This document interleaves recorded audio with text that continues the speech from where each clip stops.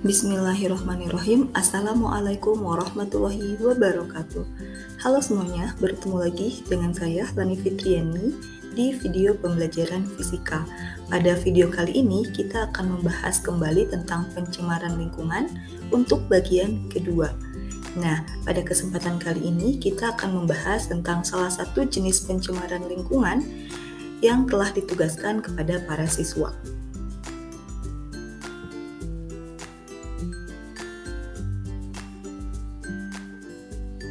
Ini adalah tugas-tugas yang telah dikumpulkan oleh siswa, yaitu mereka diminta untuk mengkaji jenis-jenis pencemaran lingkungan, dimulai dari ciri-cirinya, penyebab, dampak, hingga solusi atau cara penanggulangannya. Nah, sekarang kita akan bahas salah satu dari tugas yang telah mereka kerjakan ini. Nah, sekarang kita ambil salah satunya, yaitu dari kelas 10-9, dari kelompok 3 dengan topik pembahasan pencemaran cahaya. Ini adalah anggota-anggota kelompoknya, ada Nur Fadilah, Aulia, Melani Ocha, kemudian ada Firdaus, Muhammad Yasin, dan Muhammad Ihsan. Topik pembahasannya yang pertama adalah pengertian polusi cahaya, faktor penyebab terjadinya polusi cahaya, kemudian dampak yang ditimbulkan oleh polusi cahaya. Ada juga contoh polusi cahaya dan solusi untuk pencegahan terjadinya polusi cahaya.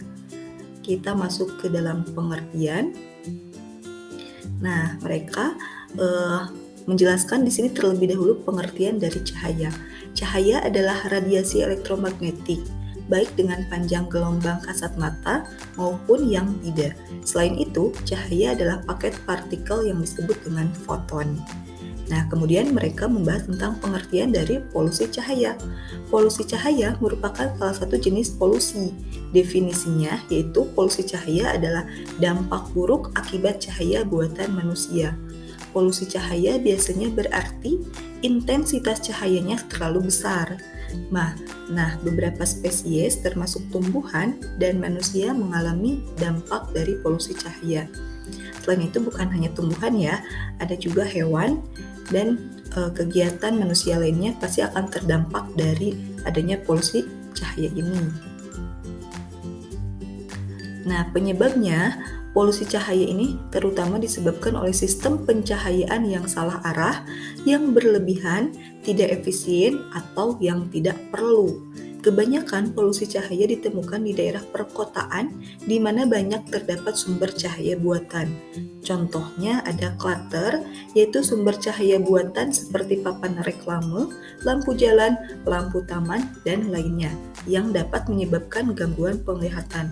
Ada juga namanya glare atau silau yang disebabkan oleh pendaran cahaya yang akan membuat penglihatan tidak nyaman. Dampak ini adalah merupakan dampak buruk yang ditimbulkan dari adanya polusi cahaya. Yang pertama, dampak terhadap penelitian astronomi. Langit yang terkena polusi cahaya akan nampak terang sehingga bintang-bintang atau benda-benda langit lainnya yang seharusnya bisa terlihat menjadi tidak terlihat. Nah, sekarang Kompleks Observatorium Bosa di Lembang mengalami masalah dalam melaksanakan tugasnya melakukan pengamatan bintang. Hal ini dikarenakan oleh cahaya-cahaya lampu yang berasal dari kota Bandung dan desa kecil Lembang. Bintang menjadi tampak berkedip cepat berkas cahayanya. Hal ini menandakan turunnya kualitas cahaya pada suatu waktu. Kemudian dampak bagi hewan, polusi cahaya membuat bintang dan bulan tak tampak. Burung yang bermigrasi menggunakan bintang dan bulan sebagai andi alat navigasi, akibatnya ada polusi cahaya, mereka tidak dapat bermigrasi ke tempat yang tepat. Sekarang ada contoh polusi cahaya. Yang pertama, cahaya dengan intensitas terlalu tinggi atau over illumination. Ini terjadi ketika intensitas cahaya yang digunakan melebihi yang dibutuhkan, misalnya cahaya untuk menerangi marka kota, bangunan bersejarah, dan sebagainya. Contoh kedua, cahaya yang salah arah. Ini terjadi ketika cahaya yang dimaksudkan untuk menerangi area yang spesifik bocor ke area lain yang tidak dikehendaki. Misalnya lampu jalan yang ikut menyorot area dengan rumah atau lampu taman tetangga yang ikut menerobos ke jendela kamar rumah lain. Contoh ketiga, cahaya yang semerawut atau light clutter. Ini adalah kumpulan sumber cahaya yang terlalu terang dan membingungkan. Biasanya ditemukan di kota besar atau area permukiman dalam jumlah yang besar. Ini juga berkontribusi pada kilau langit kota. Nah, bisa kita lihat di sini adalah perbedaan langit yang sudah tercemar oleh polusi cahaya dan langit yang masih asri.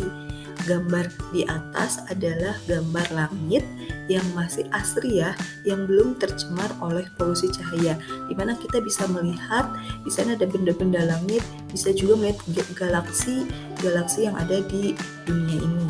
Nah, kalau yang bawah ini adalah langit yang sudah tercemar oleh polusi cahaya. Nah, bagaimana solusi untuk mencegah terjadinya polusi cahaya? Kelompok ini memberikan beberapa saran. Yang pertama, gunakan permukaan yang tidak memantulkan cahaya, yaitu gelap. Yang kedua, pastikan cahaya dekat tanah, terarah, dan terlindungi. Yang ketiga, gunakan pengatur pencahayaan pintar. Yang keempat, gunakan pencahayaan dengan intensitas rendah. Yang kelima, mulai dengan gelap alami. Hanya tambah lampu untuk kebutuhan tertentu. Nah, sekian bahan presentasi atau presentasi yang dapat disampaikan. Terima kasih kepada kelompok 3 dari kelas 10-9 yang telah membuat presentasi ini sangat baik, sangat bagus. Kita akan bahas tentang jenis-jenis pencemaran lingkungan lainnya di video selanjutnya. Terima kasih. Wassalamualaikum warahmatullahi wabarakatuh.